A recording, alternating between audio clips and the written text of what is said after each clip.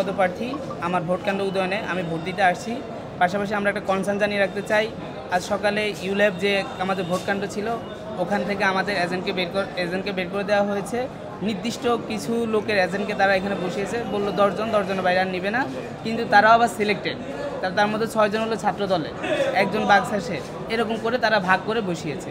তো আমরা বলতে চাই এবার প্রার্থীদেরকেও ঢুকতে দেওয়া হচ্ছে না।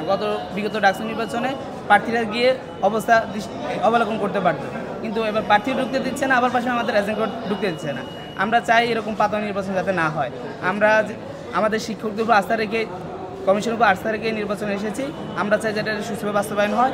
আমরা আমাদের প্রধান নির্বাচন কমিশনের কাছে আবেদন জানিয়েছি এই বিষয়ে, তারা বলছে তারা বিষয়টা দেখছে, প্রত্যেক একই কথা, এখনও কিন্তু একটা সমাধান হচ্ছে না। আপনার পজিশনটা? আমি ইয়াসিন আরাফাত, ইসলামী ছাত্র আন্দোলন বাংলাদেশ মনোনীত প্যানেলে আমি বিবিপদ প্রার্থী।